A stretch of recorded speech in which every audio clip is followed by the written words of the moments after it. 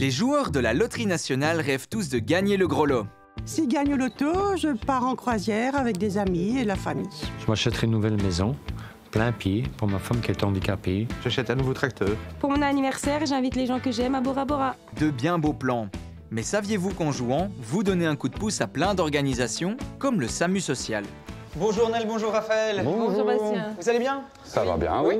Je vois que vous êtes occupé. Est-ce que je peux vous donner un petit coup de main? Tu peux prendre le matériel d'hygiène dans la caisse et Très bien. rajouter.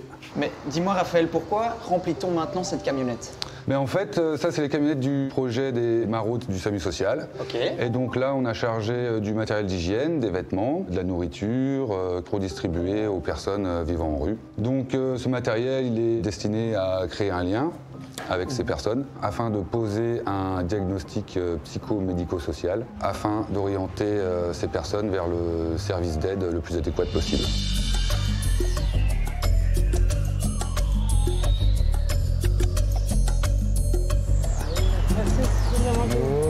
Voilà. Est-ce que vous voulez une soupe, un café, tant qu'on y est? Ben, merci à vous, prenez soin de vous. Merci. Et à bientôt. Ça va Raphaël? Ça va. On parlait de matériel tout à l'heure, mais encore une fois, ce n'est jamais qu'un vecteur de communication pour ouvrir le dialogue. Voilà, pour creuser plus et pour creuser les problèmes sur le fond. Voilà. C'est ça qui fait que la personne pourra peut-être un jour s'en sortir. Pourquoi c'est important d'avoir une organisation comme le SAMU social? Ça permet de mettre à l'abri quantité de personnes qui n'ont pas de logement. Donc c'est une question humanitaire. Et toi, personnellement, tu as quand même cette impression d'avoir un impact, de faire la différence pour ces gens-là?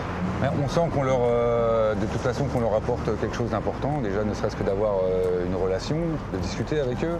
Et c'est possible grâce au soutien de la Loterie nationale. C'est ce qui nous permet de distribuer le matériel. C'est vraiment le fruit d'une collaboration.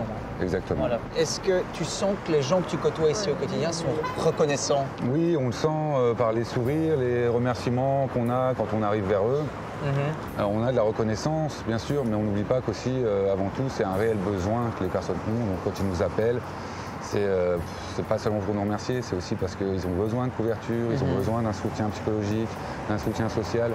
On est là vraiment pour aider les gens, qu'on ait de la reconnaissance ou pas. Est-ce qu'il y a une histoire d'une personne qui t'a marqué peut-être positivement par la suite? Oui, bien sûr, notamment une personne pour qui avait des gros soucis de santé mentale, pour qui on a dû faire une demande de mise en obs. Donc c'est un internement forcé, hein, c'est quelque chose de très lourd. Et qui, suite à cela, a pu se stabiliser.